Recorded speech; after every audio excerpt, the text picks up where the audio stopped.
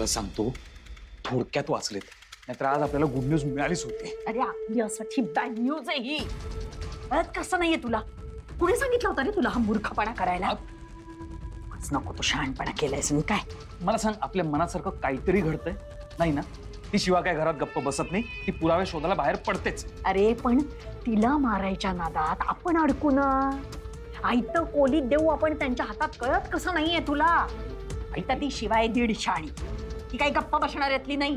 अरे मी काय विचार केला, त्यांचा जर ऍक्सिडेंट झाला तर आयदर ते मरतील तरी किंवा जायबंदी तरी होती, म्हणजे काही करून ते तिथपर्यंत पोहोचणार नाही. पण ती शिवाना काय नशीब घेऊन आली कळत नाही, परत एकदा वाचलीच. ही वाचणारच होती. आयुष्याची दोरी बळकट आहे काय. देवतारी त्याला कोण मारी म्हणतात ना, तसं झालंय. म्हणून मी तुला सांगते, आपल्याला शिवाला इतक्या सहजासहजी मारता येणार नाहीये. तिला मारायच्या नादात आपण अडकू म्हणजे सत्यानाश. अरे तू याचं टेन्शन कशाला घेतीयस? कशाला घेते म्हणजे? तुला कळत कसं नाहीये सुहास? ते दोघं घरात बोलत होते की नाही, आपण कुठे जाऊया, काय करूया ते.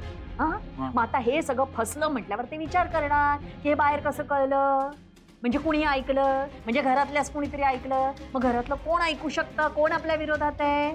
सुहास असू शकतो, आणि सुहास म्हणजे झालं. नाही, मला असं काही होईल वाटत नाही अजिबात. ए बाबा, मी तुझ्या हातापाया पडते, तू ना आपलं जे ठरलंय ना तेच कर. आणि काहीही पुरावे मागे राहणार नाहीत असं बघ. उथळ पाण्याला खळखळाट ठार असा वागू नकोस. ती शिवा मरणार, तिला आपणच ठार मारणार, काळ्या दगडावरची रेख. पण शांतपणे.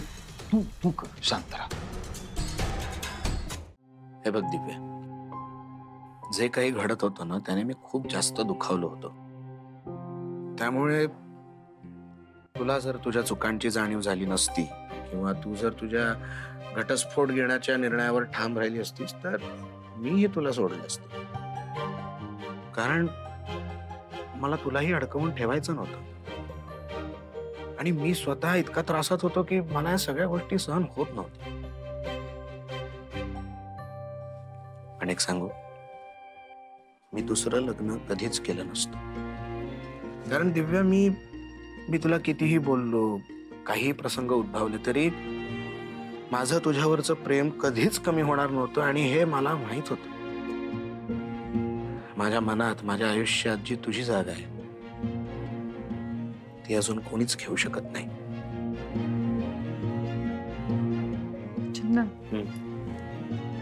मी तुला प्रॉमिस करते, तुला कधीच सोडणार नाही, तुला कधी दुखावणार पण नाही. मी वचन देते, जेवढं प्रेम तू माझ्यावर केलंस तेवढंच मी पण करेन. छान वाटतंय डोळ्यात पाणी बघून. नको त्या वेळेला गंमत सुचते तुला.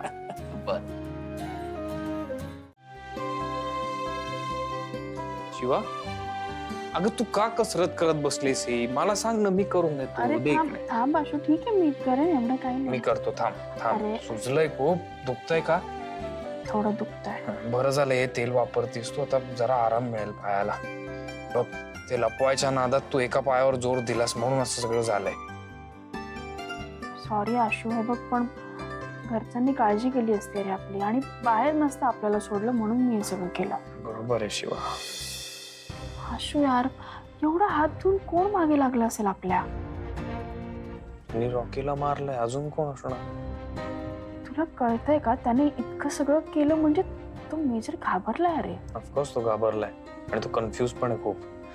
बघ, मी पोलिसांशी बोललोय, त्या ड्रायव्हरचा सगळा आगापिछा ते शोधून काढतील, आणि उद्यापर्यंत आपल्याला ठोस पुरावा मिळेल 100%. अगं तो घाबरलाय, अजून दुसरं काही नाही. त्याच्या घाबरण्याच्या नादात ना त्याने आपल्या माणसांना त्रास देऊ नये एवढंच वाटतंय. तो लवकरात लवकर सापडला पाहिजे. काय तू काळजी नको करू, तो अजिबात असं काही करणार नाही. ओके, तू एक काम कर, तू झोप आता. काळजी नको करू, उद्यापर्यंत सगळं कळेल आपल्याला. झोप.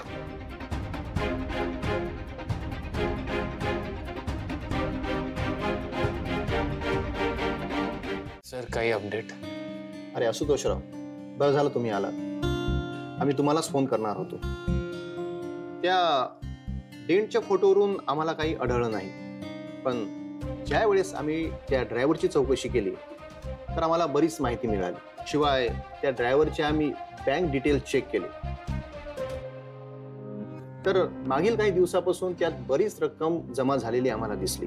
अच्छा, म्हणजे हे सगळं पैशांसाठी होतं तर. हो.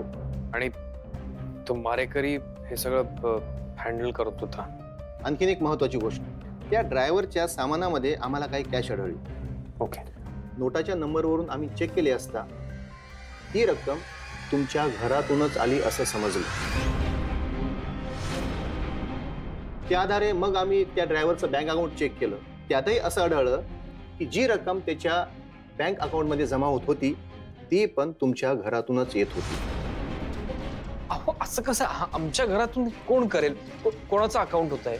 तुमची बहीण कीर्ती देसाई.